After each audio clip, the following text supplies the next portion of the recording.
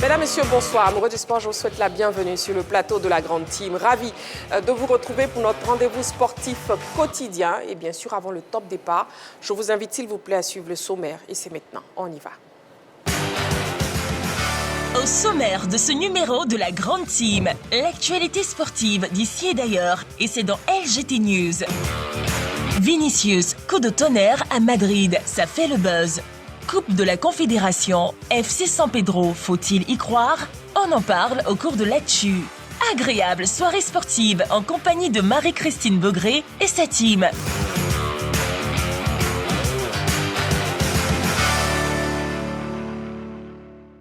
Voilà 90 minutes de direct en votre compagnie, amoureux du sport, avec cette question LGT, Coupe de la Confédération CAF. FC San Pedro, faut-il croire? Et bien sûr, pour nous joindre, le téléphone de la 3, c'est le 27 21 59 93 99. 27 21 59 93 99. Et aussi toujours la page Facebook de la 3. Nous sommes en direct, bien sûr, jusqu'à 22h. Donc n'hésitez pas, lorsqu'on sera au niveau de l'actu, vous pourrez bien sûr nous appeler sur le numéro de téléphone de la 3. Voilà, pour cette émission, je ne serai pas seule, je serai bien sûr avec les membres de la team. Ils sont là, ils sont déjà en place, prêts bien sûr à déchiffrer l'essentiel de l'actualité sportive. Mais avant, nous commençons avec LGT News, c'est maintenant. LGT News. Arts martiaux chinois pour ouvrir les news de ce mardi. Les champions cadets, juniors et seniors sont connus. Les activités de la Fédération ivoirienne des arts martiaux chinois, FIAMC, ont été marquées les 22 et 23 novembre dernier par les championnats de Côte d'Ivoire cadets, juniors et seniors. Le hall des sports de Trècheville a abrité ces compétitions. Au menu du programme, le Taolu, technique moderne et traditionnelle, et le Sanda, combat. Durant 2 jours d'intenses batailles, les athlètes ont rivalisé d'ardeur sur les 3 tatamis dressés pour la circonstance. Les meilleurs ont pu se distinguer à l'arrivée avec une médaille d'or chacun. C'est le cas en Sanda fille junior d'Akisi Ngo des moins de 56 kg, de Silue Jelika des plus de 75 kg et de Krakwadjo junior des moins de 70 kg et de Kwaku Lamine des moins de 80 kg en Sanda garçon junior. Au niveau des seniors dames en Taichi, Bamogo Zenam des moins de 65 kg est monté sur la plus haute marche du podium. Il en est de même pour Sila Mariam des moins de 65 kg en Sanda senior dame. Saïdi Diarra dans la catégorie des plus de 85 kg a damé le pliant à ses différents adversaires. Je me suis beaucoup entraînée avec mon maître, on a beaucoup appris, il m'a beaucoup appris. Je pense que je me suis beaucoup entraînée, donc je pensais bien que j'allais gagner. Nous avons préparé cette compétition depuis 2 mois. Voilà, ça n'a pas été du tout facile. Voilà, comme on le sait, les activités de combat ne sont pas aussi faciles. Il faut beaucoup de persévérance. Voilà, on a beaucoup travaillé le cardio, voilà, pour pouvoir être parmi les champions. Et nous remercions Dieu, par la grâce de Dieu, on a été parmi les champions. Et je m'entraîne depuis à présent 1 an au club de la Grue Blanche. Et vraiment, ça n'a pas été facile tous les jours. Il y a eu des moments où je courais 10 km, mon coach attendait ma main pour courir, tellement je pleurais. C'était vraiment difficile. Et aujourd'hui, ça fait 1 an jour pour jour que je m'entraîne et j'ai eu la chance de remporter le combat. Ça a été un peu difficile, je l'avoue, parce que je ne suis pas très bonne en lutte, mais j'ai pu remporter la finale grâce à mon anglaise. Et je compte bien m'améliorer. Maintenant que les champions de la saison sont connus, place désormais à la Coupe de Côte d'Ivoire et au championnat espoir, prévu les 20 et 21 décembre prochains. Rollball, tournoi de la paix. Yopougon et la sélection nationale handi rollball au-dessus du lot. La grande finale du tournoi de rollball, dénommé Rollball et handi rollball, unis pour la paix, la fraternité et la dignité, a tenu en haleine les mordus de cette discipline le dimanche 23 novembre à l'Agora de Koumassi. Ce tournoi, initié par la Fédération de rollball et discipline associée, a tenu toutes ses promesses. Tant les acteurs ont gratifié le public d'une partie plaisante. La rencontre entre Koumassi Rollball en maillot blanc et Abdi Rollball de Yopougon en maillot marron a tourné à l'avantage des joueurs venus de la plus grande commune de Côte d'Ivoire sur le score de 2-1 lors de la séance des tirs au but. Le match au niveau du handi rollball a été remporté par la sélection nationale ivoirienne en maillot blanc. Elle s'est imposée 4-0. C'était en présence de la marraine du tournoi, Marie-Thérèse, épouse Bahia, désormais vice-présidente de la Fédération ivoirienne de rollball et discipline associée. Ça fait maintenant 6 mois que nous avons lancé le tournoi, d'abord qui était le tournoi de la consolidation. Aujourd'hui, nous passons à la grande finale de rollball et handi rollball, ici à Koumassi, à Gora de Koumassi. Juste après notre tournoi, la vision, c'est-à-dire, c'est de voir comment promouvoir cette discipline et puis accompagner nos athlètes.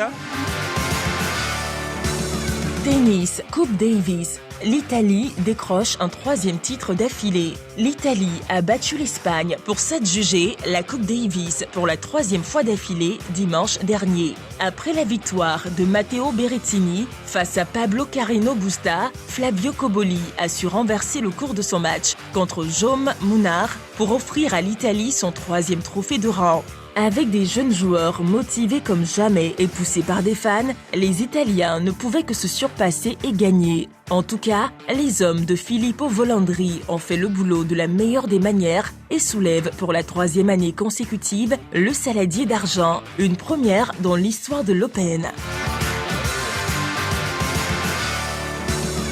Parlons de football à présent. Isca. Maxime Guaméné n'est plus l'entraîneur. C'est désormais officiel. Entre l'ISCA et Maxime Guaméné, l'idylle est terminée. L'information a été confirmée à travers un communiqué du club publié sur sa page Facebook hier lundi. Cette décision mûrement réfléchie s'inscrit dans une nouvelle orientation sportive souhaitée par la direction du club. Nous tenons à remercier M. Guaméné Maxime pour son engagement, son professionnalisme et les efforts fournis durant son passage à la tête de l'équipe. Peut-on lire? Pour remplacer Guaméné en attendant de trouver un nouveau coach principal, l'intérim de l'encadrement technique d'ISCA sera l'affaire de Zakaria Diabaté. Pour rappel, après 12 journées de Ligue 1, les Iscariotes occupent la dernière place au classement général. Maracana, trophée Faisan-Loup épouse Carole Rouanet. Amicale sportive de Marcory, grand vainqueur. La première édition du tournoi de Maracana, dotée du trophée Faisan-Loup épouse Carole Rouanet, disputée dans une grande école de la place dans la commune de Marcory, a été remportée par l'ASM, Association sportive de Marcory. Cette formation a battu celle de Boston en finale sur le score de 2-0. Il faut dire que ce tournoi de l'amitié était à sa première édition. Ce sont 8 équipes réparties en 2 poules qui ont pris part à cette compétition où on a pu assister à de beaux gestes techniques. En plus du trophée de vainqueur, l'association sportive de Marcory s'est taillé la part du gâteau avec la palme du meilleur joueur attribuée à Soumaïla Sawadogo et le soulier d'or remporté par son attaquant Pascal Kwame, auteur de 7 buts. Marraine de cette édition, Faisan-Loup épouse Carole Rouanet n'a pas caché sa joie. Il faut dire, il en est de même pour Pascal Kwame, meilleur buteur du tournoi. Un sentiment de joie. C'est un honneur aujourd'hui de remporter ce tournoi, cette première édition. En reconnaissance à tous mes coéquipiers, parce que c'est le collectif qui a primé. Je remercie la marraine ici présente d'avoir pensé à la jeunesse. Et en tout cas, félicitations à nous et je suis très heureux. Cette première édition fut une très belle réussite. Les équipes sont formidables et fortes. Et voilà, les meilleurs ont gagné. C'est Maître Bassolé, hein. Il m'a dit, voilà, on souhaite faire un trophée à ton nom. Je dis, ah bon, comment ça se passe? Il m'a dit, laisse-toi faire. Et c'est un plaisir, c'est une première fois. Et j'ai pris plaisir à les accompagner parce qu'il faut encourager la jeunesse, comme on dit. Et comme vous savez, le foot, le maracana, ce sont des sports appréciés par la population internationale. Et accompagner des équipes ou accompagner des tournois, dans ce sens, c'est vraiment un honneur. Coupe du Monde U17 Qatar 2025. L'Autriche et le Portugal qualifiés pour la finale. Au prochain, en revanche, l'Italie.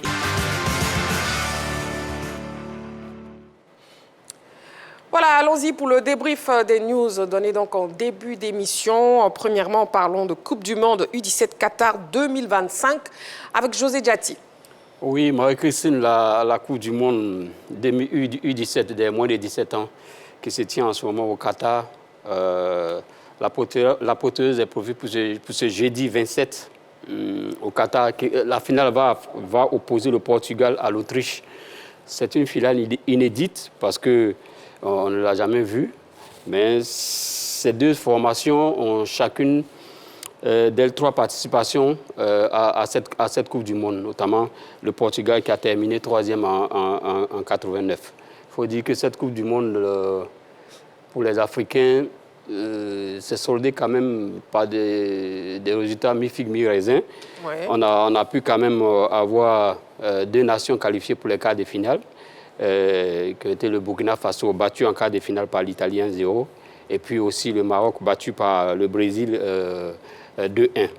Voilà, donc on s'attend vraiment à une belle finale. Et pour préciser, il faut dire qu'on n'attend rien au niveau des récompenses dans cette Coupe du Monde. Comme je le disais ici tantôt, les compétitions de jeunes, c'est vrai, on en parle, mais quand les jeunes font des faux pas, ce n'est pas la peine de les brûler parce qu'on veut voir la progression de ces jeunes. La preuve, il n'y a pas d'argent dans... La FIFA ne met pas d'argent dans la compétition des U17. Les récompenses, c'est uniquement les médailles, les trophées, meilleur buteur, meilleur soulier d'or, les médailles, les trophées. Pas d'argent. Et puis un diplôme pour les fédérations qui participent à cette compétition. Tout ça pour dire que c'est uniquement pour permettre à des jeunes de participer à une très grande compétition et puis de voir leur évolution. Contrairement à une compétition senior comme la Coupe du Monde des seniors où la qualification, elle seule vaut entre 4 et 5 milliards pour les équipes qualifiées. Donc, ce qui fait que les fédérations même anticipent et budgétisent cette somme même dans leur budget. On a vu ici en Côte d'Ivoire. Une qualification en Coupe du Monde permet quand même de ramener de l'argent et d'aider les clubs au niveau des nations. D'accord. Bon, je dis Dati, là, vous ouvrez un autre débat. Allez, Coupe du Monde du 17 Qatar 2025. Oui, Henri Joël. On dira que peut-être pour les années à venir, c'est un peu l'antichambre des différentes équipes nationales qui ont participé pour cette compétition. On a vu avec beaucoup d'équipes dans le passé, surtout dans ces compétitions de jeunes, notamment quand on prend le Ghana. C'est vrai que ce n'est pas la même catégorie. Le Ghana en 2009-2010 qui avait remporté le mondial des moins de 20 ans, c'était la génération des André Ayou. Et on a vu où cette génération-là est partie. Elle a même joué une finale de la CAN en 2015, malheureusement perdue face à la Côte d'Ivoire. Donc en quelque sorte, c'est un peu l'antichambre des différentes sélections. Aujourd'hui, et là je suis d'accord avec José Gatti, c'est un peu pour permettre à ces jeunes-là de compétir, parce qu'il y a quand même des championnats au plan local, mais comment on évalue ces jeux-là, je pense que c'est sur ce genre de compétition-là. Maintenant, la FIFA a décidé que ça se déroule chaque année. Avant, il y avait chaque 2 ans. Avant, il y avait plus d'écart entre les différentes éditions. Mais maintenant, on permet à ces jeunes-là de se jauger chaque année, surtout au niveau de l'Afrique. Donc, je pense que c'est une très bonne chose. Et d'ailleurs, Ronaldo, il suit très bien cette compétition. Il a même laissé un message de félicitations à la sélection portugaise qui va jouer cette finale face à l'Autriche. Donc, ça montre que non seulement on parle de formation, mais les plus grands s'intéressent à la compétition. Et forcément, on aura quand même une bonne finale puisque Portugal joue bien et l'Autriche aussi joue très bien. Donc, la finale, Autriche-Portugal. Allez, on va marquer une petite pause. Amoureux du sport, vous ne bougez surtout pas. Dans quelques secondes seulement, on se retrouve pour la suite de notre émission. À tout de suite. Tu me l'as promis, Jésus, accorde ma victoire, Jésus. Tu me l'as promis, Papa, accorde ma victoire, Jésus. Salut à tous, je suis le chanteur Boniface et je vous invite à suivre Échauffement du lundi au vendredi sur la 3. Salut, je suis JP de Bambou. Suivez Échauffement du lundi au vendredi sur la 3. Échauffement assure du lundi au vendredi à 18h sur la 3. La 3, nous offrons 3 fois plus de musique, 3 fois plus de sport.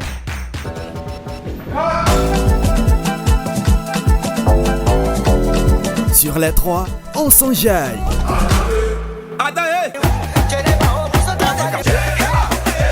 Playlist Ivoire. Aujourd'hui, là, je vais sortir la face. Malgré les épreuves, tu manges la vie. Playlist Afrique. Hey, vous là, hein?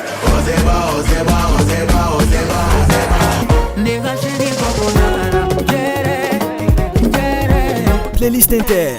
To the unknown. Cagoulé pendant le plavon. Ça fait tenir no forte, forte, pousse par sa bigode, trote, é aquelas que dá chama. Renouer avec Tic.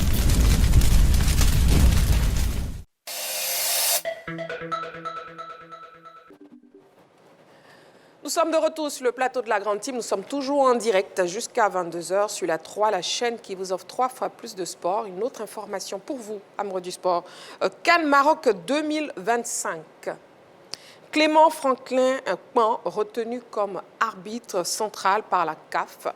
La Confédération africaine de football a dévoilé la liste des arbitres centraux retenus pour la CAN Maroc 2025. Ils sont au nombre de 28, parmi lesquels figure Clément Franklin Kpan. Il est d'ailleurs le seul arbitre central ivoirien retenu pour cette compétition. À noter qu'ils sont au total 73 assistants sélectionnés pour cette CAN. Oui, Balo. Oui, l'éléphant Kpan Clément à Bari, il faut savoir qu'il est sorti d'une première présélection de 4 arbitres, 2 arbitres centraux et 2 arbitres assistants. Derrière cette présélection, il faut savoir que lorsqu'ils ont été retenus, il y a eu tout simplement des cours en salle, des tests physiques, des simulations VAR pour pouvoir arrêter une liste définitive. Et c'est fort de cette préparation que finalement il a été retenu pour être l'arbitre central, le seul arbitre central ivoirien à la Coupe d'Afrique des Nations. Il faut savoir qu'il a quand même de l'expérience puisqu'il a officié lors de la CAN U20 en 2023, de la CAN U23 et du CHAN. Ses belles prestations dans ces différentes compétitions ont milité pour, bien sûr, sa sélection finale. C'est une très, très bonne nouvelle parce qu'on s'est très souvent posé la question de la santé de l'arbitrage ivoirien sur ce plateau et même dans ce pays. Et on est fiers de savoir qu'effectivement, l'arbitrage ivoirien revient petit à petit sur le devant de la scène continentale. C'est une chose très importante parce qu'on avait très souvent disparu des tablettes, que ce soit au niveau de la CAN au Cameroun.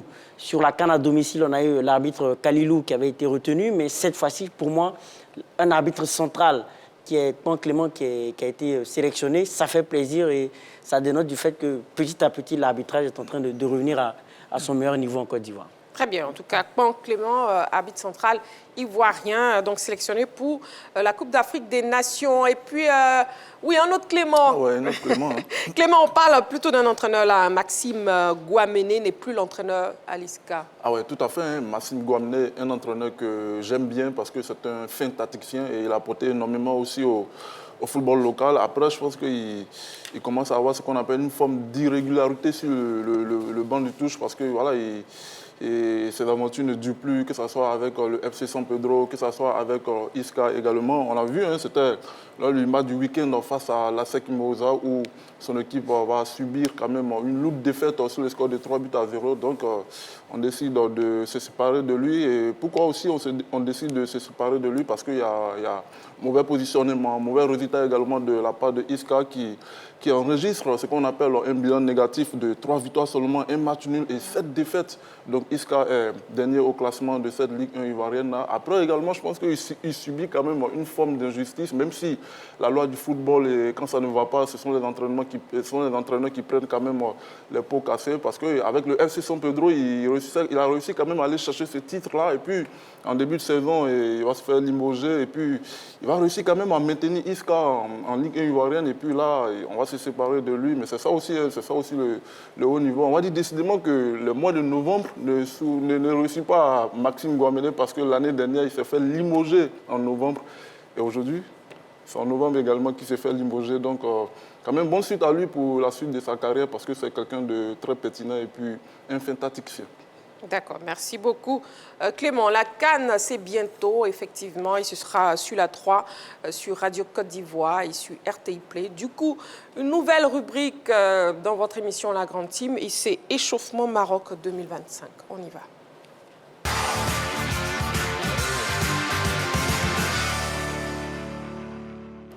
Alors, le coup d'envoi de la CAN 2025, c'est exactement dans 26 jours, au Maroc, seulement 26 jours. En attendant, nous débutons notre rubrique Échauffement Maroc 2025 par la présentation générale de la compétition. Et c'est un sujet préparé par la rédaction. On regarde. Le Maroc sera l'épicentre du football. À l'occasion de la CAN 2025 qui s'y déroulera du 21 décembre au 18 janvier prochain.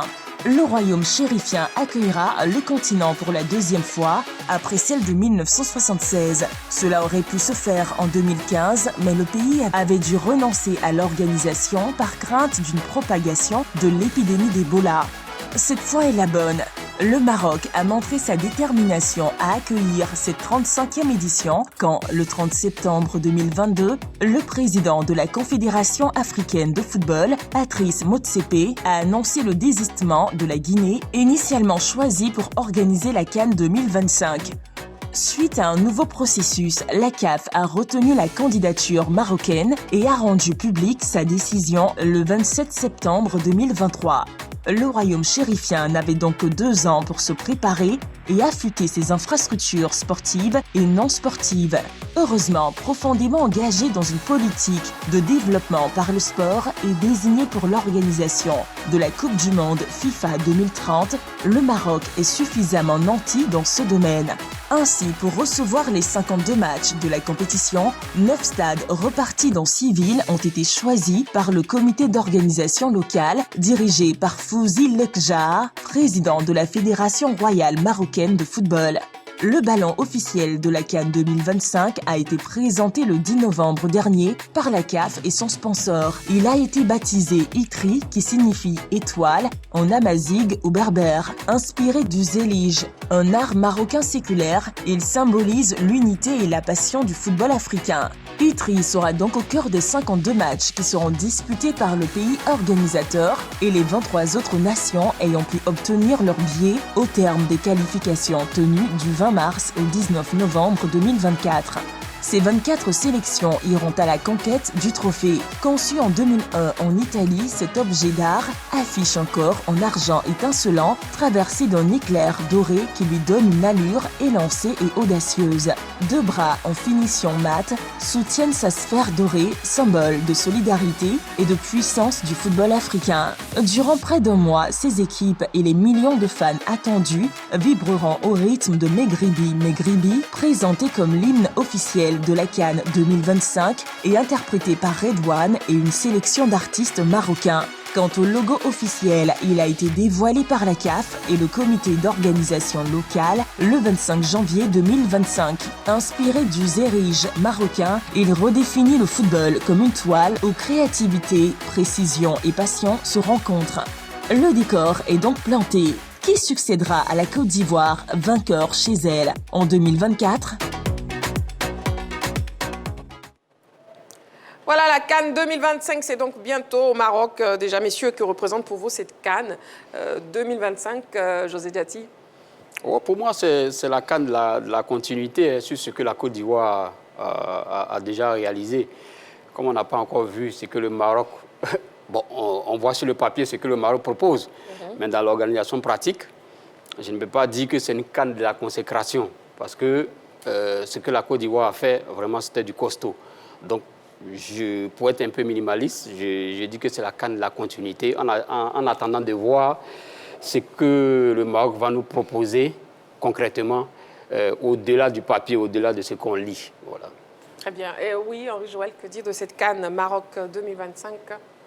Je pense que ça représente le rayonnement des infrastructures de ce pays-là. On se souvient qu'en 2010, le Maroc avait déjà postulé pour organiser la Coupe du Monde. Ça montre que c'est un pays qui a les moyens, qui a les infrastructures. Et aujourd'hui, au travers de cette compétition, le Maroc va mettre en avant son savoir-faire en termes d'infrastructures, en termes de tourisme aussi, parce qu'on le sait, l'une des destinations les plus prisées, je dirais peut-être en Afrique, peut-être même la plus prisée, ou l'une, voilà. Ça reste le Maroc et surtout sa ville, Marrakech. Donc aujourd'hui, c'est un peu la représentation de tout cela, le savoir-faire marocain, les infrastructures marocaines et puis peut-être l'accueil marocain. Parce que c'est vrai, on a vu au niveau de la Côte d'Ivoire tout ce qui s'est fait en termes d'accueil, en termes de mobilisation. Voilà, en dehors des infrastructures, qu'est-ce que le Maroc peut montrer aussi à ce niveau-là. Là, je rejoins Didier en disant que bon, quand on sera au Maroc, on verra comment ça va se passer. Mais avant, bien sûr, on connaît un peu les infrastructures, d'autant plus que le pays va organiser aussi la Coupe du Monde en 2030 avec le Portugal et l'Espagne. C'est un peu une sorte de répétition avant, bien sûr, la grande messe du football mondial. En tout cas, signalons que la mascotte se nomme Ism Balo. Ism. Oui, absolument, Ism, oui. Voilà, la mascotte, c'est un lion aux couleurs du Maroc et incarnant les lions de l'Atlas, surnom de la sélection haute. Donc, on le voit actuellement à l'écran, la mascotte. D'une façon générale, Balo, déjà, comment vous appréciez les symboles de cette organisation, à savoir le logo, l'hymne officiel ou encore le ballon officiel? Oui, je pense que l'objectif de ces différents symboles, c'est de faire rayonner la culture, c'est de mettre en avant la culture du pays. Donc je pense que oui, à travers déjà la mascotte qui incarne le lion, c'est tout ce que on parle des lions de l'Atlas, ce qui concerne le surnom de l'équipe nationale. Donc pour moi, ça met bien en avant la culture, parce que c'est cela aussi l'objectif. Mais je pense que pour moi, ça sera la canne aussi de la modernité. Parce qu'on oublie de le dire, au-delà des infrastructures, il y a une qualité de transport. On sait qu'il y a le tramway, il y a le TGV au niveau du Maroc. Ça facilite l'accessibilité à certaines villes pour les personnes qui vont venir assister à cette compétition. Donc, pour moi, je pense qu'à ce niveau, il n'y aura rien à dire en termes de modernité, d'infrastructure. L'enjeu, ça sera de voir l'engouement populaire.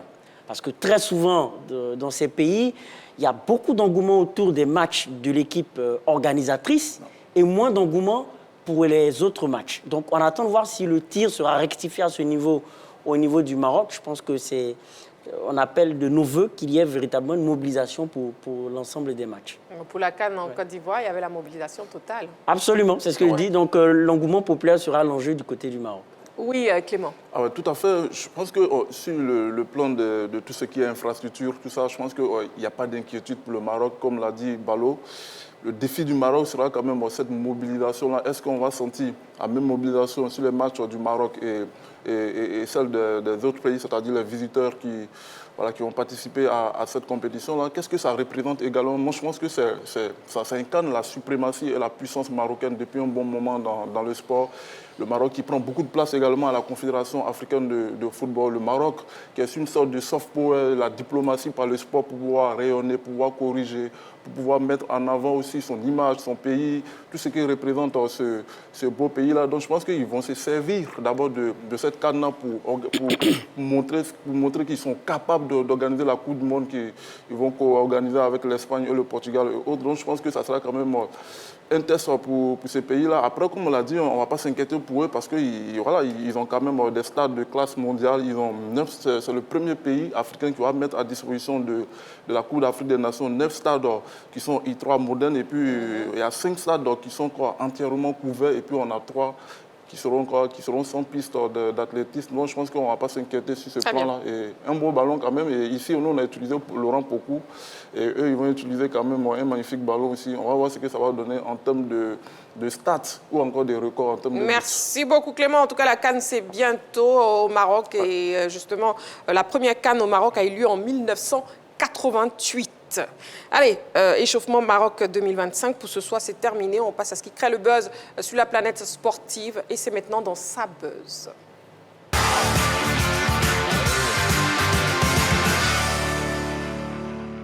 Alors, le torchon brûle en ce moment entre le Real Madrid et Vinicius Junior, à tel point que le Brésilien vient de stopper les négociations sur sa prolongation de contrat. Plus de détails dans cet élément préparé par la rédaction. On regarde.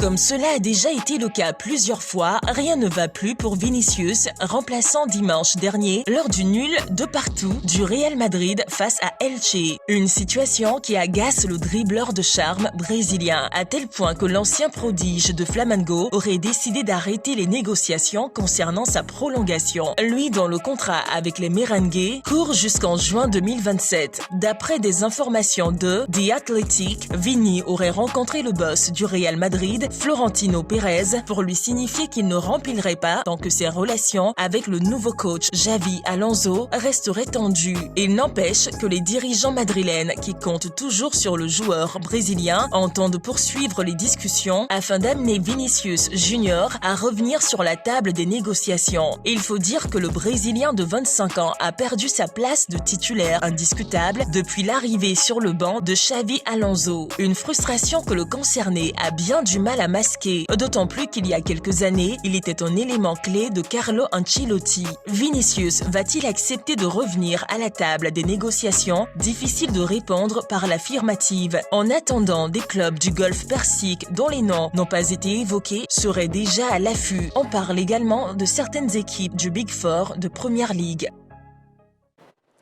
Alors déjà, messieurs, voyons la fiche technique et les stats de Vinicius Junior avant de poursuivre. La fiche technique et les stats de Vinicius. Ballot. Oui, le joueur du Real brésilien, il mesure 1m76, 73 kg, il a 25 ans, attaquant, il porte le dossard 7. C'est 13 matchs, 5 buts, 4 passes décisives, 2 cartons jaunes, 0 carton rouge et 4 matchs, 0 but pour la saison 2025-2026. 0 passe décisive, 1 carton jaune, 0 carton rouge. Voilà, alors ça crée donc le buzz. Henri Joël, comment vous réagissez face à cette information?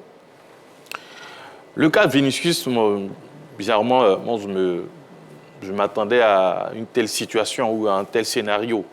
C'est vrai que ça arrive un peu tard par rapport à ce que j'avais imaginé, mais c'est une situation qui, pour moi, allait arriver. Déjà, quand il y a eu l'annonce de l'arrivée de Kylian Mbappé, beaucoup d'interrogations ont été émises en ce qui concerne la cohabitation. Déjà, celui qui en fait les frais, c'est le jeune Brésilien Rodrigo, qui, en début de saison, avait manifesté l'envie de partir puisqu'il était abonné au banc des touches. Finalement, il est resté, il a avalé son amertume, parfois il a des minutes de jeu. Aujourd'hui, c'est Vinicius qui, peut-être pour moi, n'a pas une bonne relation. C'est vrai que certains articles parlent de prolongation et surtout de demande salariale assez élevée de la part du Brésilien, mais on n'oublie pas aussi que sa relation avec son coach, le technicien espagnol Xabi Alonso, ne sont pas au beau fixe. Donc voilà, c'est une situation qui pour moi allait arriver. Il était un moment annoncé sur le départ du côté des clubs du Golfe, mais je ne pense pas qu'à son âge et surtout avec les envies qu'il a en ce qui concerne sa carrière, la Coupe du Monde qui arrive, il prendra la direction de cette zone du monde. Mais pour l'instant, voilà, on va rester sur ça et surtout on verra comment ça va se passer. Déjà, une bonne petite nouvelle, c'est qu'à l'entraînement, avant le match face à l'Olympiakos, il a fait un petit pont sur son entraîneur à l'entraînement, Xabi Alonso, ce qui a fait sourire tout le monde.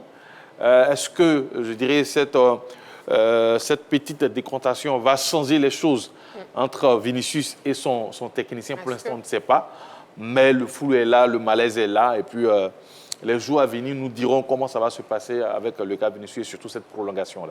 Et puis, justement, est-ce qu'il a le droit de stopper les négociations, Ballot? Mais oui, bien sûr. S'il estime que les choses ne vont pas dans le bon sens, dans l'effectif, ou bien même dans le traitement même du club à son égard, je pense qu'il est libre de suspendre les négociations pour taper du poing sur la table.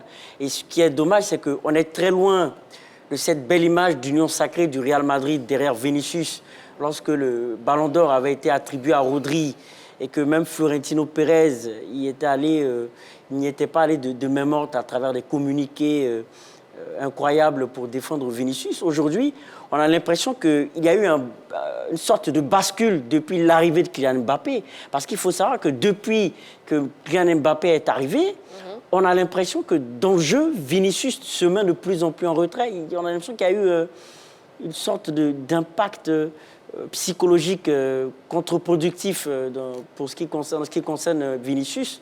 Dans son abattage, il prend moins de responsabilités lorsque Kylian Mbappé est présent. Or, on a l'impression que Xabi Alonso décide de donner un peu plus de cartes, un peu plus de clés à Kylian Mbappé dans le jeu du Real Madrid. Donc je pense que tout ceci concourt au fait que Vinicius, qui a été pour moi impliqué à 70% dans le dernier sacre du Real Madrid, car il a été étincelant même jusqu'à la finale, peut souffrir un peu dans son âme du fait qu'il doit avoir les clés de cette équipe et il ne l'a pas. C'est malheureux pour lui et je pense que s'il quitte le Real Madrid, pour moi, à minima, sinon à court terme, le Real Madrid va vivre des conséquences pour moi regrettables. Et José Diatti, en perdant justement sa place de titulaire, est-ce que vous pensez qu'il se sent poussé vers la porte de sortie? Non, je suis même pas... C'est vrai, se sentir poussé vers la sortie, je pense que ça n'aura pas lieu. À mon humble avis, ça n'aura pas lieu. Parce que, vous savez, dans une formation de haut niveau comme le Real de Madrid, il y a l'institution et puis il y a les joueurs. Dieu merci, Vinicius n'est pas en conflit avec l'institution. Vinicius n'est pas en conflit avec l'institution. S'il était en conflit avec l'institution qui est Real Madrid, c'est-à-dire le choix aurait été vite fait par Florentino Pérez et le faire partir. Mais il est en conflit avec le coach, l'entraîneur. Or, Vinicius était cadre du vestiaire. Voilà. Et ça, je peux aller loin pour dire que c'est Xabi Alonso qui peut payer le prix de cette démarche. Ah bon? Oui, parce qu'on l'a vu. Je donne un exemple bien palpable. Quand un joueur cadre se fâche et qu'il conteste, bon, pas contester, mais il est en conflit avec l'entraîneur, et quand on voit que le joueur a une influence dans le vestiaire, l'entraîneur peut payer le prix. On l'a vu avec Didier Drogba en 2008-2009 à Chelsea, quand Luis Felipe Scolari est arrivé. Le grand Felipe Scolari est arrivé. Mais il a vu dans le vestiaire qu'il ne peut pas avoir 2 mètres dans le vestiaire. Il y avait Didier, qui n'était pas capitaine, mais qui était dans une sélection où il y avait 4 capitaines de sélection européenne, mais qui était le patron. Voilà. Donc, il a décidé de mettre Didier sur le banc de touche. Mais en le mettant sur le banc de touche, il faut bien gagner. Ce qui n'arrivait pas. Mais son contrat a été interrompu. Parce que, selon des informations, voilà, on a demandé à Didier qu'est-ce qui s'est passé. Bon, il s'est expliqué. Et Abramovich a pris la décision de pouvoir payer des milliards pour faire partie Luis Felipe Scolari et laisser Didier Drogba. Donc, c'est le même cas de Vinicius. Je ne suis même pas certain qu'il partira. Et s'il n'y a pas d'entente entre lui et Xabi Alonso, si on part dans cette atmosphère délétère, je doute fort que ce soit Xabi Alonso qui paie le prix.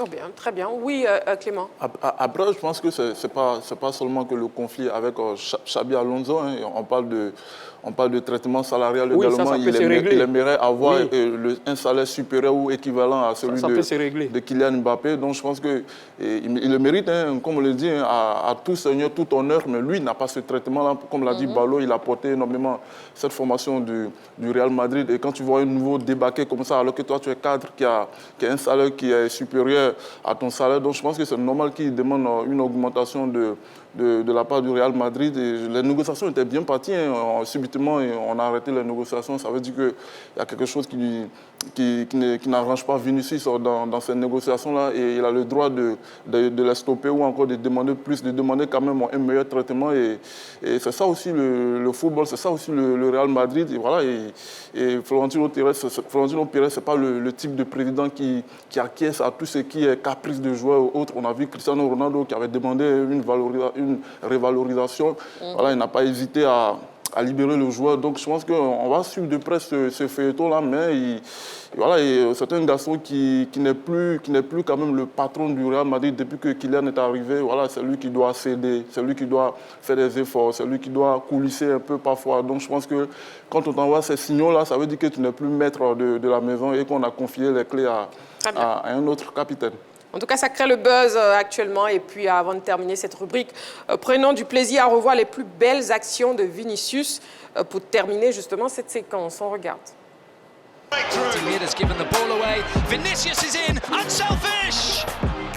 And Real Madrid take the lead just before the break. Mbappé strikes. Bellingham. Bellingham quickly out to Vinicius. Mbappe's in the middle. Still Vinicius goes for goal and scores. And Real Madrid take the lead. And Vinicius gets the goal. What a goal from Vinicius! From distance. Of these teams, Vinicius is wide again and he's shooting it from long range. What a goal! What a start! What a player!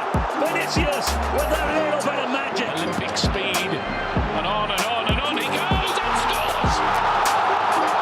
How about that? Skips away from Hummels, which just gave Ryerson time to get back. And then he takes on this man, gets past him, then decides to do it again for fun. It's Vinicius Junior from a tight angle. Vinicius goes past Emre Can like he wasn't there. Vinicius says goodbye to Luis Perez. Cross comes in Mbappé. Right, excellent save. Here's another one too. Vinicius Junior. Quiere salir a toda pastilla el Madrid. El toque de Vinicius para levantar la pelota y superar. Madrid internationals are getting a proper workout here. They look as if they're getting fitter. Bellingham's after this one. Giroud is in front of him. Jude Bellingham. Brilliant from him. Vinicius in possession. His ball is wonderful! What a connection between the two Brazilians! Allez, il est temps de passer à l'actu de ce soir. On y va.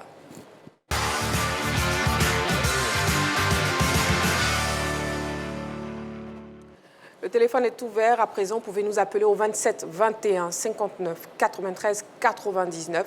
27 21 59 93 99 ou nous écrire sur la page Facebook de la 3. La question LGT de ce soir, objet du débat, Coupe de la Confédération CAF, FC San Pedro, faut-il croire?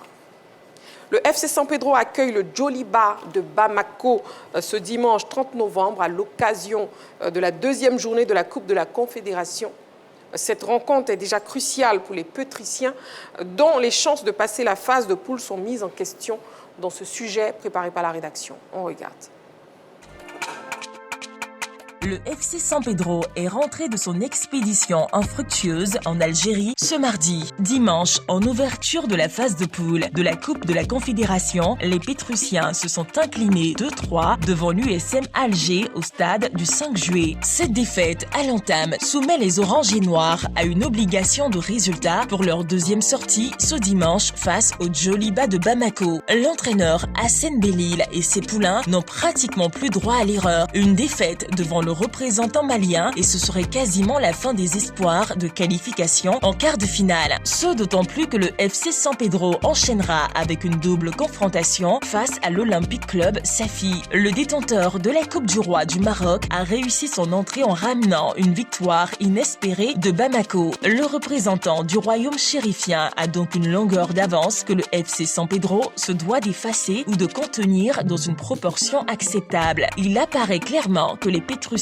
ont la pression. Les observateurs ont pour coutume de dire qu'en Coupe africaine, il importe de remporter ses matchs à domicile et de négocier un résultat à l'extérieur pour se donner des chances de passer la phase de poule. Sur les 15 points qu'il lui reste à prendre, le FC San Pedro serait bien avisé d'en récolter 3 ce dimanche devant le Djoliba de Bamako entraîné par le technicien ivoirien Boudo Mori. La mission s'annonce difficile. Cependant, les 2 buts inscrits contre l'USM Alger dans l'environnement hostile du stade du 5 juillet incite à l'optimisme. Les Pétrusiens ont été loin d'être ridicules dans le jeu. Loin s'en faut, Abikassi Théodore, Draman Kamagaté et leurs coéquipiers ont montré de bonnes dispositions techniques et tactiques. Ne faut-il pas donc croire aux chances du FC San Pedro de passer la phase de poule de la Coupe de la Confédération?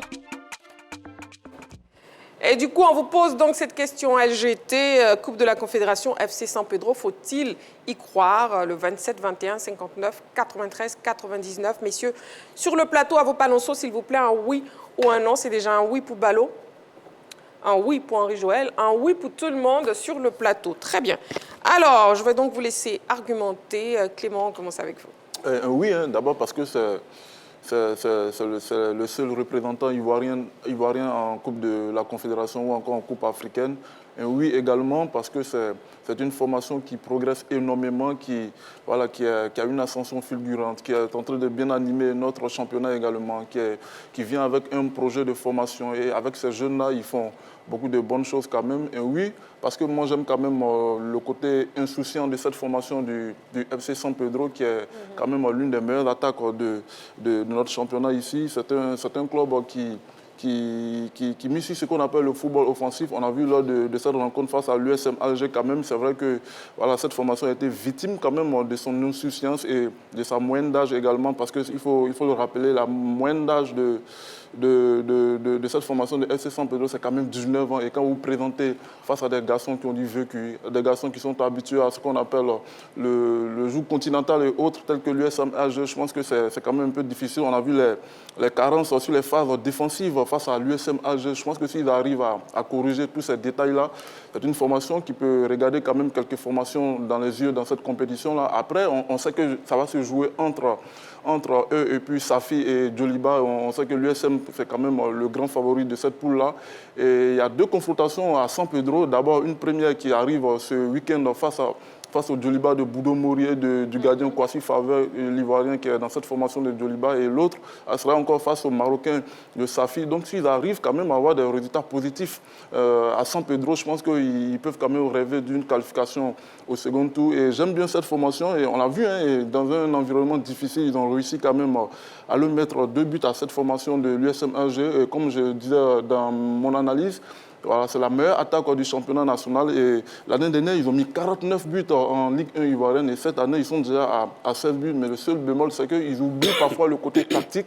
Ils oublient d'être quand même solides défensivement. Et comme on l'a dit, l'année dernière, ils ont mis 49 buts, mais ils ont pris 33 buts en 30 journées. Ça veut dire qu'ils doivent régler ces soucis-là. Il faut avoir l'équilibre entre le jeu offensif et les phases défensives également. D'accord. En tout cas, pour vous, c'est un oui à la question LGT de ce soir. Nous avons un appelant, M. Guejac. Bonsoir, M. Guejac. Oui, bonsoir, mon mari. Bienvenue sur le plateau de la Grande. Vous nous appelez d'où? Oui, j'appelle Datingué, c'est le trou du Nord. Datingué, effectivement. D'accord. Bienvenue. Et puis, on vous écoute. FC San Pedro, faut-il y croire? Coupe de la Confédération. Ah oui, en tout cas, pour moi, je réponds par affirmatif. Vu ce que, en tout cas, les enfants ont produit comme jeu à l'étranger, vraiment, je suis confiant. Voilà. Le deuxième match, ça sera ici. Et c'est contre nos voisins. Parce que je sais que, en tout cas, San Pedro va faire quelque chose dans ce match. Voilà. Et on lui souhaite, je leur souhaite vraiment bonne chance. On les attend en finale de cette coupe-là. Très bien. Voilà. C'est bien noté. Merci beaucoup, M. Guejac. Dieu vous bénisse. Amen. Merci beaucoup, M. Guejac, qui nous appelait Datinguier. Coupe de la Confédération, FC San Pedro, faut-il y croire? Balo, c'est aussi un oui. On écoute ses arguments. Oui, il faut y croire parce que le premier argument valable, c'est qu'est-ce qu'ils ont produit comme prestation face à l'USMA, face à l'USM Alger. Est-ce que cette équipe du FC San Pedro a été ridicule? Non, elle a certes perdu, mais elle n'a pas été ridicule. Lorsque je regarde les chiffres, au-delà du fait qu'elle ait pu marquer 2 buts, je constate qu'elle a pu se procurer quand même des situations de tir. 10 tirs face à une équipe de l'USM Alger. Il faut savoir que les équipes comme l'USM Alger ont cette faculté d'être disciplinées tactiquement. C'est des équipes qui savent fermer le jeu. Donc si on a la capacité d'enregistrer un nombre intéressant de tirs, ce qui veut dire qu'offensivement, la machine fonctionne comme il faut. Il faut juste arriver à cadrer le nombre de tirs, parce qu'il y a eu 10 tirs pour 3 tirs cadrés seulement. Donc il faut arriver juste à pouvoir modifier cela pour essayer de passer un cap. Donc en gros, ces stats montrent que l'équipe n'a pas été ridicule. Et pour savoir s'il faut y croire, c'est de se poser des questions sur le calendrier. Qui est-ce que le FC San Pedro va affronter? On a le Djoliba, qui est classé 8e du championnat malien, qui a, pour moi, face à Safi, c'est finalement a montré un niveau assez moyen, en tout cas abordable pour le FC San Pedro, qui caracole parmi les meilleurs de la Côte d'Ivoire dans le top 3. Ce qui veut dire qu'il y a de quoi nourrir de l'espérance. En tout cas, sur le papier, le Djoliba et Safi, qui est classé en dernière position, lanterne rouge du championnat marocain. Ouais. En termes de statistiques, sinon de positionnement, de classement sur le papier, le FC San Pedro n'a pas à craindre ces équipes qui arrivent dans son calendrier. Donc c'est pour ces raisons-là, j'estime qu'on peut encore y croire parce qu'il y a des raisons valables sur le papier pour que le FC San Pedro parte au second tour. Ok, José Diaty aussi y croit. Oui, j'y crois fermement pour cette équipe de formation de FC San Pedro. J'y crois parce que, d'abord, nous ne sommes qu'au début de la compétition. Donc, je ne peux pas être aussi pessimiste pour une simple première journée qui a eu lieu, alors qu'il reste encore 5 matchs à jouer. Donc, ça, c'est essentiellement pour ça que j'y crois. Ensuite, deuxièmement, comme Balo vient de le dire, il y a le calendrier qui est favorable quand même au FC San Pedro. Voilà, c'est-à-dire que le match contre l'USM Alger, bon, entre les lignes, ce n'est pas une grosse surprise quand même que le FC San Pedro pèse ce match-là. Ça, on s'y attendait quand même plus ou moins. Cependant, le calendrier favorable du FC San Pedro fait qu'ils reçoivent 2 fois à la maison. Ouais. C'est le seul club dans cette poule qui reçoit successivement 2 fois à la maison. C'est-à-dire le 30, ils vont recevoir le Djoliba et ensuite, comme on appelle l'Olympique Safi, voilà, le club marocain, puis réparti au Maroc pour la phase aller. Donc, si le FC San Pedro arrive bien à gérer ces 2 matchs à domicile et engranger le maximum de points, je pense qu'ils auront pris une bonne option quand même pour espérer être parmi les 2 premiers pour la qualification au prochain tour. Le dernier point, il y a quand même la capacité de réaction de cette formation. Parce que c'est vrai, ils ont perdu 3 buts à 2 face à l'USM Alger, oui. Mais il faut noter la capacité de réaction de l'équipe. L'équipe d'entrée a été prise à la gorge dès la 16e minute à encaisser un but. Ça, c'est vraiment la stratégie des clubs nord-africains qui, lors des premières 15 minutes, vous mettent la pression pour vous déstabiliser, marquent un but et ensuite ils déroutent. Mais malgré ça, le but encaissé, le FC San Pedro a su contenir l'adversaire et est parti à la pause.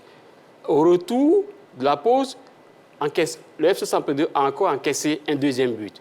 Mais ils ont su réagir, ils sont revenus, ils ont retiré, ils ont pu inscrire un but. Ensuite, ils ont encaissé un 3e, mais ils sont encore revenus dans la partie. C'était lors des arrêts de jeu, ils sont encore revenus à la partie pour marquer un 2e but. Donc, il y a quand même une capacité de réaction de cette équipe qui donne de l'espoir. Donc, pour toutes ces raisons-là, j'estime que le FC San Pedro a beaucoup de potentialités, a toutes les cartes en main pour pouvoir aller au bout et se qualifier pour le prochain tour de cette compétition. Merci José Diaty. Coupe de la Confédération FC San Pedro, faut-il y croire? Nous avons un appelant, Monsieur Konaté, il nous appelle d'Adjamé. Bonsoir Monsieur Konaté. Bonsoir Marie-Bégré. Bienvenue sur le plateau de la Grande Team. Merci. Et puis on vous écoute, FC San Pedro, faut-il y croire? Coupe de la Confédération. Ok, bonsoir plateau. Bonsoir monsieur. Bonsoir monsieur. Ouais, je dirais oui. Oui, parce que quand on regarde l'équipe de San Pedro, il y a une bonne formation qui sont en place actuellement. Et puis je pense que c'est le seul représentant ivoirien qui nous représente dans les compétitions africaines. Donc à partir de là-bas, on ne fait que sortir bonne chance pour eux. Surtout les attaques qui marquent beaucoup. Je pense qu'avec un bon organisation puis une bonne motivation pour le coach, je pense qu'ils vont faire du bien. Très bien. C'est bien noté. Merci beaucoup, M. Konaté. Merci. Bonne émission à vous. Merci, M. Konaté, qui nous appelait donc d'Adjamé. Et puis, oui, Henri Joël a donné aussi un oui. Il est optimiste. Oui, très optimiste, hein, parce que autant la jeunesse d'une équipe peut être un handicap face à une équipe expérimentée comme l'USM Alger, comme ça a été le cas dans ce match face au FC San Pedro, autant cette même jeunesse-là peut être un atout face à des équipes quand même d'un milieu assez standard. Quand on voit l'OCA Safi et l'équipe de Djoliba, quand même, ce ne sont pas des foudres de guerre sur le continent, ce ne sont pas des équipes quand même qui ont le standard de l'USM Alger. Et malgré l'écart entre ces deux équipes, entre le San Pedro et l'USM Alger, quand même, on a eu du bon jeu. Cette équipe a été capable de réagir à chaque fois que les Algériens ont inscrit un but. Moi, je pense que déjà dans ce match, il y a eu plusieurs erreurs, notamment le gardien de but. Quand on regarde, quand on voit les buts que le gardien prend, il est complètement perdu sur les centres. Un gardien, on l'a toujours dit, hein, on a toujours écouté certains gardiens, certains entraîneurs. Quand un gardien prend la décision, par exemple, de faire une sortie, il faut être capable de toucher le ballon avant de repartir dans ses buts. Ça n'a pas été le cas du portier du FC San Pedro dans ce match. Il s'agit de Kipré Lebato, qui, pour moi, sur 2 buts, avait sa responsabilité qui était engagée. Je pense que ce sont des choses, si elles sont rectifiées rapidement, surtout sur le match retour, ça peut être assez intéressant pour cette équipe de San Pedro et surtout de rivaliser avec l'équipe de Djoliba. C'est bien vrai que l'entraîneur de Djoliba, c'est Boudo Mouri, qui est ivoirien, qui connaît le FC San Pedro, mais je pense que cette jeunesse, je ne pense pas qu'il connaisse cette jeunesse du FC San Pedro, puisqu'elle vient de monter en dehors de son académie. Donc, ce n'est pas quand même les mêmes joueurs qu'il a vu jouer ici qui seront face à son équipe. Donc, voilà. Et dans un match aussi serré et surtout aussi important, si on a quand même la capacité d'avoir 10 occasions, ça veut dire qu'on est joueur. On avait dit que l'équipe est joueuse et on peut se procurer des occasions. Et dans un match, quand on se procure des occasions, forcément derrière, on peut avoir des buts. Donc, moi, je suis confiant. On est au premier match. Il y a plusieurs matchs qui arrivent. Et d'autant plus que 2 matchs à domicile, quand même, ça peut être bien. Maintenant, derrière, il faudrait que le peuple de San Pedro sorte. Parce que c'est cela aussi. On a vu avec l'USM Alger, les Algériens sont sortis pour encourager l'équipe. Il faudrait qu'à San Pedro, le peuple, la population de San Pedro saute massivement pour pousser cette équipe à la victoire. Très bien. Pour Henri Joël, la présence de Boudo Mouri à la tête justement du Djoliba n'est pas du tout un handicap. Et pour vous, José Diati? Non, je ne pense pas que ce soit un handicap. Boudo Mouri serait l'entraîneur de l'USM Alger.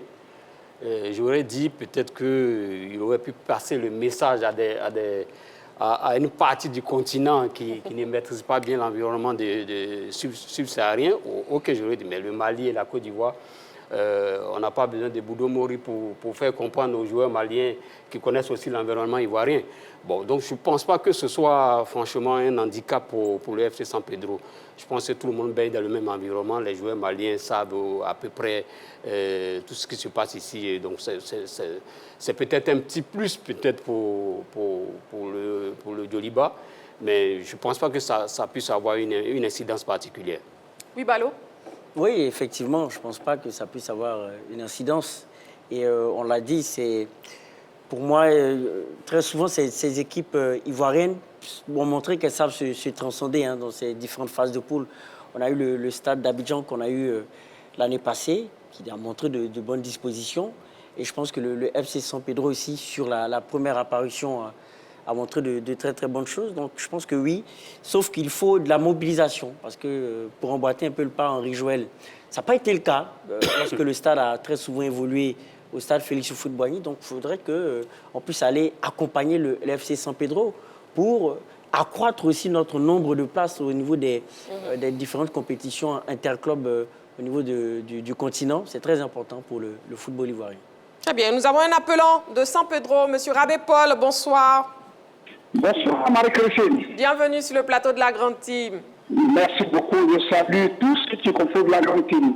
Bonsoir. Ouais. Alors, M. Rabé Paul, qui nous appelle donc de San Pedro, vous pouvez répondre à la question LGT. Est-ce qu'il faut y croire, FC San Pedro, Coupe de la Confédération CAF? Bon, chez nous, ici à San Pedro, on ne se demande pas s'il faut y croire. On sait que San Pedro ira loin dans cette coupe. Parce que le match qu'on a vu, on a perdu 3 à 2. Oui. Mais tout le monde a vu la réaction de San Pedro. San Pedro, dans notre championnat, je ne parle pas de notre championnat, mais voilà l'équipe sanctionnée, voilà la performance de cette équipe. Nous, ici à San Pedro, nous croyons tous que San Pedro ira loin. Et ça, là, on n'a même pas à douter. Mais San Pedro joue bien au football.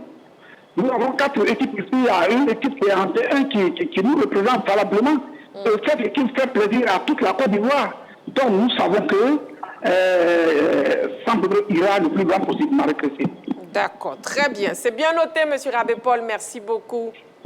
Merci beaucoup.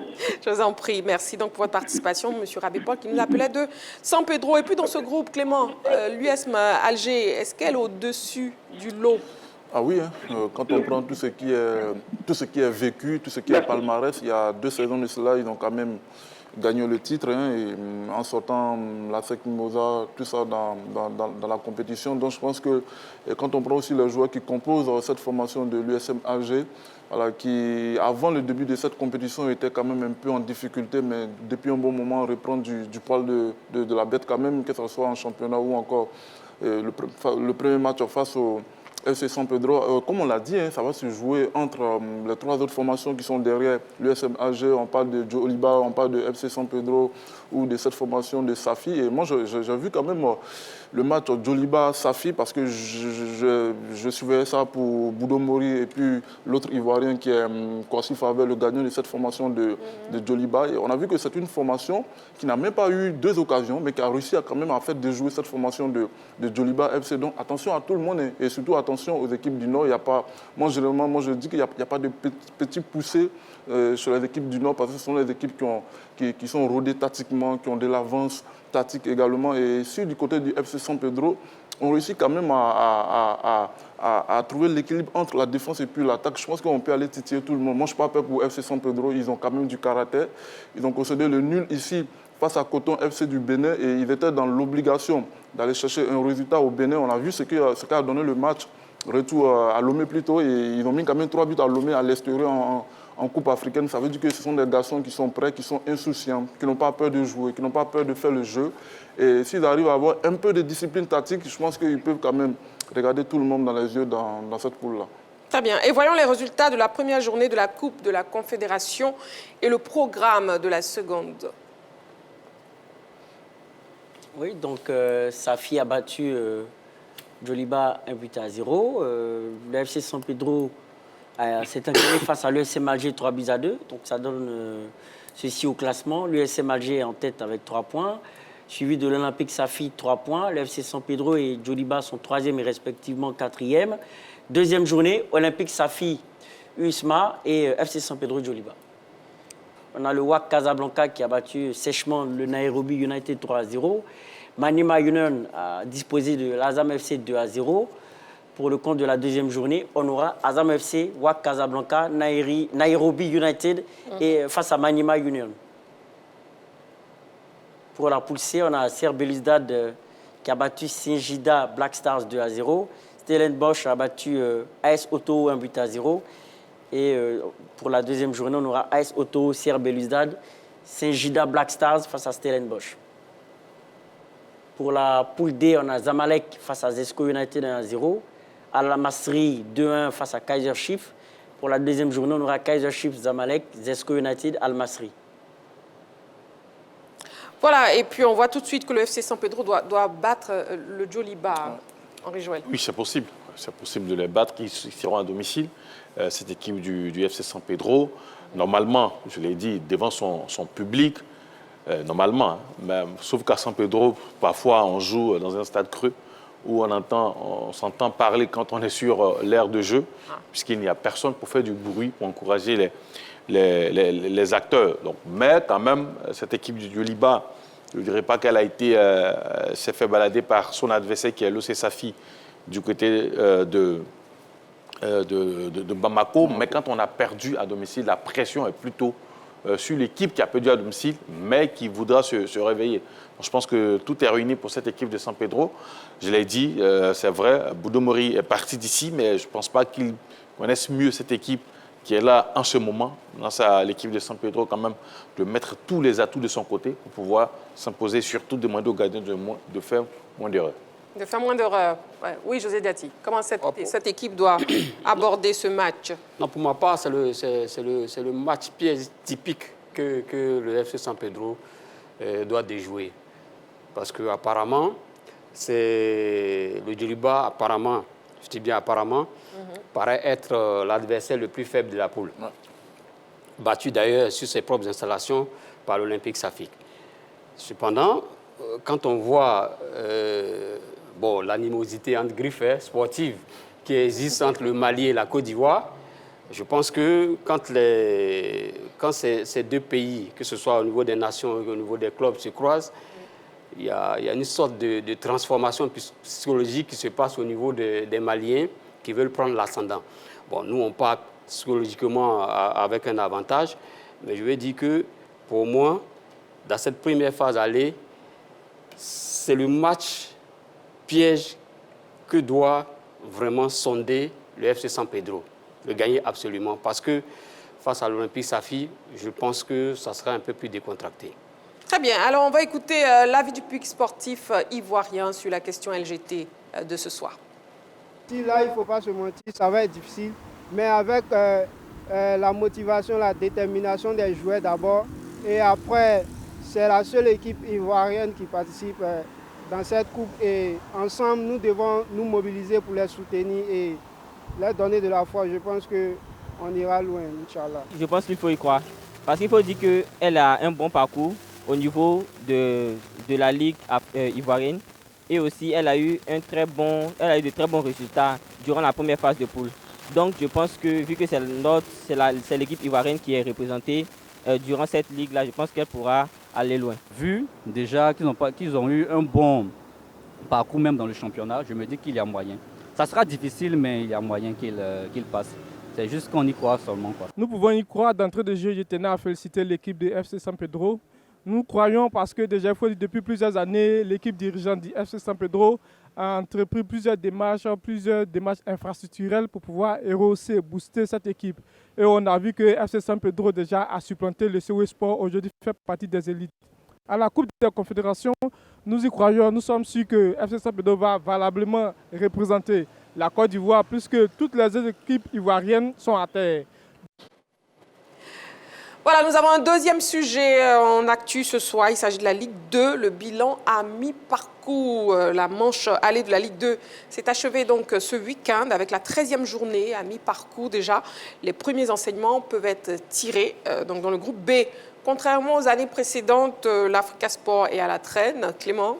Ah ouais, tout à fait. Un début de phase allée difficile pour le club vert et rouge. Je pense que voilà, et on a vu quand même le match, le début, c'est-à-dire le choc du dernier match de phase allée entre Gagnoa et puis cette formation de l'Africa Sport, et l'Africa qui a craqué à 5 minutes de la fin. Je pense que voilà, et on a vu quand même un match avec une bonne intensité où Gagnoa est venu dans les 30 premières minutes à essayer d'imposer quand même sa loi à cette formation de l'Africa. Après, l'Africa a réagi en seconde période. Ils ont eu quand même 3 occasions nettes pour aller faire mal à cette formation de Gagnoa. Ils n'ont pas réussi à les mettre au fond. Et voilà, Fossigno va les crucifier à quelques minutes de la fin, sans oublier le deuxième but de Tré, l'ancien en tout cas de Bafing. Dommage parce que je pense que c'est une formation qui mérite mieux quand même, qui n'est pas à sa place. Et elle n'est pas à sa place, mais elle est là surtout parce qu'elle manque également d'efficacité devant. C'est une formation qui se crée beaucoup d'occasions. C'est une formation voilà, qui a besoin d'attaquants, qui a besoin d'un finisseur devant pour aller chercher les résultats positifs. Après également, on sent beaucoup de tension, beaucoup de pression sur les épaules des jeunes gens. Et comme quelqu'un l'a dit, jouer dans les autres clubs et puis jouer à l'Africa, c'est deux choses qui sont différentes quand même, parce que quand vous venez à l'Africa, il y a beaucoup de pression. Donc on sent qu'il y a beaucoup de garçons dans cette formation qui ne sont pas libérés.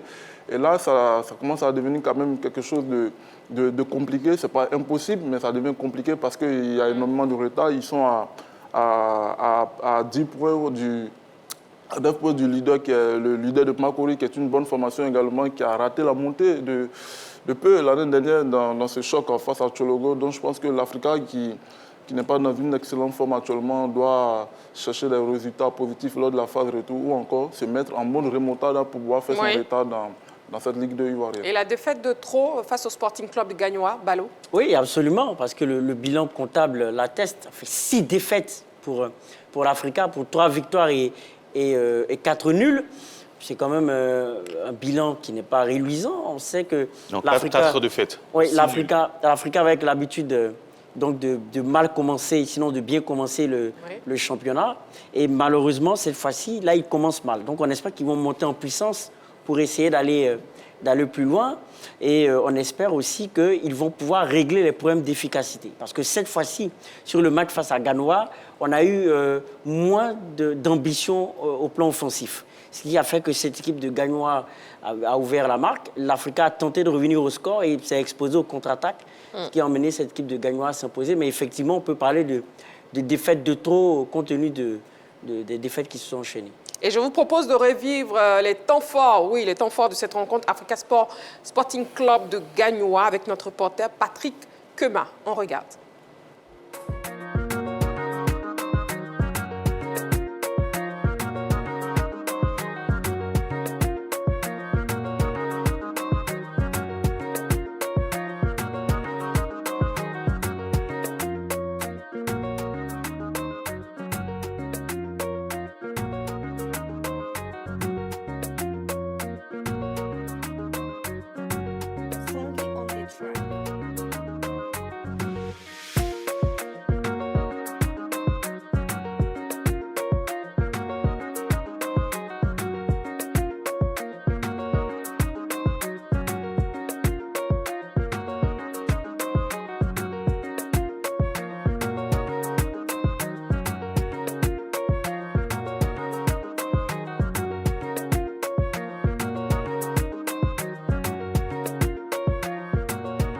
Nous aussi, on avait la possibilité de gagner les matchs, mais malheureusement, Gagnoa, c'était plus que réaliste que nous. Et ça, c'est la différence aujourd'hui entre nous et Gagnoa. Ces équipes que sur le terrain, ils sont tout donnés. Nous, on a raté. Le Sporting, il a marqué. Pour moi, c'est ça la différence des matchs d'aujourd'hui. Je souhaite d'aller récupérer ce qu'il faut pour arranger cette équipe. Ça, je le souhaite. Pour moi, il y a 39 points à disposition. C'est inutile de faire des calculs. On doit jouer match après match dans la phase de retour, après on verra. Mais c'est clair que ce n'est pas ça le classement de l'Africa Sport. Il ne peut pas être ça. Dans la manière dont de parler, chose qui est normale, ce n'était pas facile. C'était un match difficile parce que Gagnoa, c'est une équipe costaud. Mine de rien, l'Africa, c'est une grande équipe. Mais il y a assez de circonstances que nous supporters que nous ne savions pas. Voilà, il y a assez de blessés, il y a assez de trucs qui sont un peu discrets dans l'ombre que tout le monde ne peut pas savoir. Donc c'est normal que chacun explique son ras-le-bol, donne son ras-le-bol. L'Africa a quand même dominé, franchement, sans vous mentir. Sur la deuxième mi-temps, l'équipe de Gagnoa était découpée. Celle-là, on a raté plusieurs occasions, plus de 2 ou 3 occasions. Ça allait au moins concrétiser le match et puis ça allait encore changer la physionomie du match. Dieu voulant. Lorsque tu défends, il faut défendre jusqu'au bout. Lorsque tu n'arrives pas à défendre, tu payes cash. Moi, c'est ma première fois en tout cas. Et je vois qu'il y a un engouement sur les matchs. Franchement, on est venu soutenir Gagnoa. On est venu soutenir notre président. Et on est content. Franchement, chapeau à l'équipe. Bravo Gagnoa, on est ensemble. À la Africa Sport Sporting Club de Gagnoa, Clément, vous y étiez? Oui, tout à fait. Hein. C'est pas moi qui l'ai dit, hein. Même le grand Bayo qui était là. Et moi, je pense qu'on a vu quelque chose d'extraordinaire et ça donne des idées. Ça veut dire qu'on peut ramener de l'engouement, on peut ramener du monde au stade, mais il faut mettre les moyens. Et les moyens, quels sont ces moyens-là? C'est d'amener peut-être les célébrités au stade. On a vu Didi B, on a vu la Team PA, tout ça qui était là. Donc je pense que ça a attiré beaucoup de monde. Et le match, il était bon également. Et quand il y a de l'engouement, quand il y a des supporters, je pense que les joueurs ont envie de mouiller énormément le maillot. Ok, Clément. En tout cas, dans le groupe B, le leader Sporting Club de Marcory pourra-t-il résister à la pression du Sporting Club de Gagnoa? Ça sera une lutte très serrée. Déjà, quand il y a eu les poules, on savait que certaines équipes quand même allaient être encore à la lutte pour la montée. Cette équipe de leader est passée tout près de la montée la saison passée. C'était face à l'équipe de Tchologo. Et cette saison, elle est revenue avec de nouveaux arguments. Et on savait qu'elle allait chercher à jouer les premiers rôles. En même temps, l'équipe des Gagnoa avait très mal commencé ce championnat. Mais petit à petit, on constate que quelque chose est en train de naître du côté de Gagnoa. La preuve, elle vient sur les installations de l'Africa et battre cette équipe de l'Africa qui était concurrent direct pour la montée. Donc ça va se jouer à l'équipe qui pourra mieux maîtriser les moments les plus difficiles dans cette poule. Mais ce n'est pas terminé. Vous avez l'équipe de Benjerville qui a un match en moins et qui a 20 points. En cas de victoire, Benjerville devient deuxième, tout juste derrière leader. Donc ça ne sera pas seulement résister face à Gagnoa, mais il y a Benjerville. C'est vrai qu'on n'en parle pas assez, puisque ces derniers temps, il ne gagne pas l'équipe de Atlantis, qui est aussi là. Et puis peut-être l'Afrique. Yamoussoukro. Oui, Yamoussoukro. Voilà, Yamoussoukro, merci beaucoup. Yamoussoukro Football Club, qui a 22 points également. Et l'équipe peut-être de l'Africa. mais qui malheureusement n'arrive pas à gagner face à ses concurrents directs. Après, ça va se jouer au retour, il ne faut pas... Bien évidemment, puisque ça c'est la phase allée. Ça c'est la phase allée. Alors messieurs, l'événement aussi dans cette poule, c'est également le forfait de l'équipe de l'Asie d'Abengourou. José Diati. Oui, mais ça c'est vraiment dommage. Franchement, ce genre de scène-là, on espère que vraiment ça ne va plus se répéter. On estime que c'est pour des primes impayées. Voilà, que les joueurs... Franchement, je suis tellement affligé par cette attitude-là. Est-ce la faute aux dirigeants, est-ce la faute aux joueurs? Je pense que, franchement, il ne faut pas qu'on revoie cette scène-là, ce genre de scène-là dans le championnat. C'est pas bon, c'est pas du tout bon. Voilà. Oui, Henri-Joël. Alors, c'est vraiment affligeant. Ça, je dirais même c'est triste. Vous savez, le président actuel, je me rappelle, il y a quelques années, voulait jeter l'éponge. Il voulait abandonner, il voulait quitter la direction du club. Et je me souviens que, paix à son âme, Samé Tiassé a été l'envoyé spécial du comité exécutif d'alors pour essayer de raisonner le président Adou Bena de rester à la tête de l'Asie d'Abengourou. Il est resté. La saison passée, on avait eu, passé où je suis passé, avec le Oussou, qui était l'entraîneur. Il y avait eu cette scène de salaire impayé. Et au dernier moment, il avait été lâché par ses joueurs. Nous tous, on a vu. Par la suite, il est parti. Mais aujourd'hui, ce problème revient. Donc, ce qui veut dire que, quelque part, le coach Oussou avait raison. C'est dommage de le dire comme ça, mais il avait raison. Alors, au début, quand le nouveau comité exécutif est arrivé, ils avaient quand même décidé de donner les subventions de façon mensuelle et surtout avec des justificatifs de ce qui est de la subvention précédente. Alors, selon certaines informations, l'Asie est en procès avec certains joueurs, d'où le fait que, pour l'instant, la subvention ne passe pas du côté de l'Asie d'Abengourou.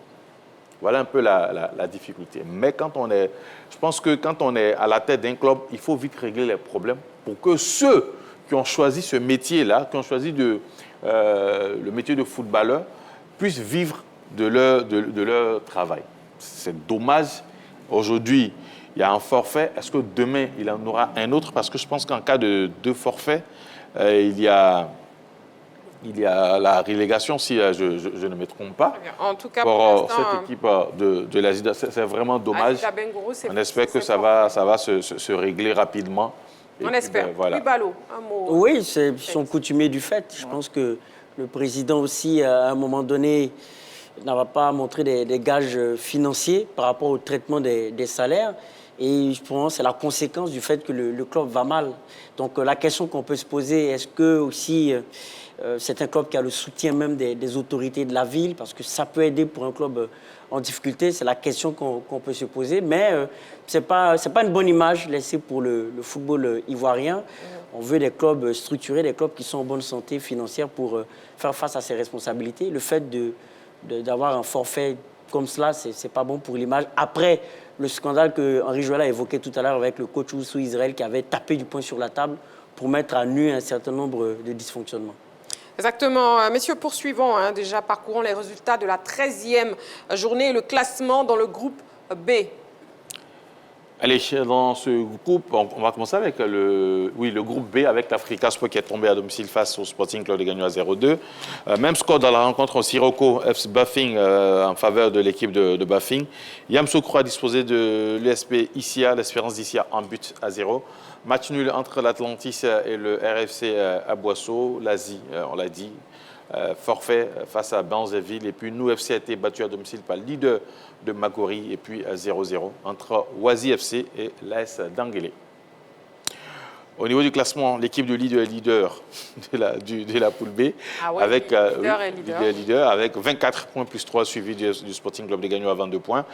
Le club de Yamoussoukro FC complète le podium avec 22 points. Benzeville avec un match en moins, 4e avec 20 points. Et puis chez l'Asie d'Abengourou, 13e avec 14 points. Et l'équipe de Bafing, 14e avec 7 points. Voilà. On va tourner la page. On va tourner la page pour s'intéresser maintenant à la poule A avec le WAC qui a battu l'AS Divo 2-0.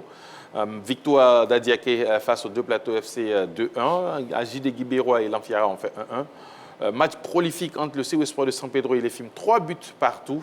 Donkov et Jacques Dangré ont fait 1-1. Même score dans la rencontre US Fémier. Lys de Sassandra et le CO Boisflé a battu les Standards en 2-0 au classement.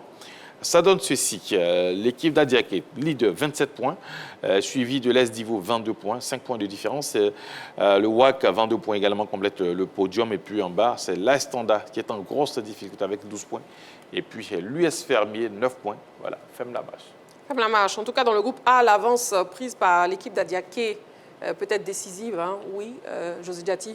Oui, comparativement à la poule B, je pense que là-bas, c'est vrai que même si à partir le premier a 5 points d'avance et que les autres suivent vraiment avec 22, 21 points, c'est un peu serré, mais je pense qu'avec 5 points d'avance, Adiaké, on ne peut pas dire à creuser le trou, mais vraiment, ils sont bien partis. Surtout que c'est une bonne formation, c'est une très bonne formation qui joue depuis un moment en haut du tableau de la Ligue 2, dans sa poule. Donc je pense que c'est possible. C'est possible que cette équipe, on peut dire, a pris un peu ses distances.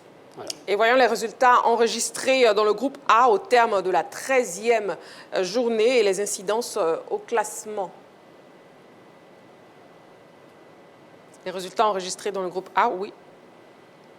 Ce sont les mêmes résultats. On a déjà parlé de... On a déjà donné effectivement les résultats. Oui, Clément, sur Adiaké. Oui, tout à fait. Adiaké qui est quand même la belle surprise de cette Ligue 2 là et surtout de la poule A. Et moi, je connais parfaitement le coach de cette formation qui est le coach Corée, qui fait bien jouer son équipe. Ils sont à 8 victoires à domicile, pour 8 victoires dans cette Ligue 2, pour 6 victoires à domicile. Ça veut dire qu'ils ne perdent pas comme ça à domicile. Ils ont quand même un bon joueur, le relayeur Bienvenu Sonza, qui porte quand même cette formation d'Adiaké. Il a mis 7 buts pour lui, pour un relayeur. Je pense que c'est quand même énorme. Ils ont mis 20 buts dans cette Ligue 2 là pour cette phase aller. C'est la meilleure attaque de cette Ligue 2. Avec l'AS Divo, pour moi, ce sont les équipes quand même qui me surprennent dans cette Ligue 2 ivoirienne. Divo également, hein, avec son nouveau stade Kabachan, voilà, et Kachaban, voilà, qui est invaincu également à domicile. Donc ça fait du bien quand même de jouer à domicile, d'avoir quand même son propre stade.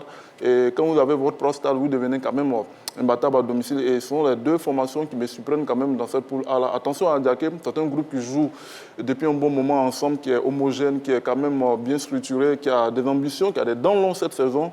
On va voir ce que ça va donner parce qu'il reste encore des matchs de la phase de retour. Oui, Balo. Oui, absolument. Et cette équipe d'Adiaké, pour moi, mathématiquement, 22 points, 27 points. Pour moi, l'écart n'est pas encore conséquent puisqu'il y a encore des journées à disputer. Sait-on jamais, l'écart peut être réduit, mais c'est une équipe quand même à féliciter parce que, contrairement à ce qu'on avait mentionné sur l'Asie d'Abengourou, cette fois-ci, on a une équipe qui a un bon socle de formation. Je crois qu'il y a même une équipe réserve U17 et un président qui met aussi les moyens à disposition pour produire de bons résultats. Donc c'est une équipe qui est bien organisée et ce n'est aucunement une surprise. Sinon, mathématiquement, pour moi, c'est encore trop tôt pour dire que la montée est jouée. Voilà, merci beaucoup, messieurs. C'est la fin de la grande team de ce soir. Merci, Balo, Henri Joël, Clément et José Diati. Merci à vous. Amoureux du sport, rendez-vous est donc pris demain en direct 20h30. D'ici là, prenez soin de vous et n'oubliez pas, faites toujours du sport.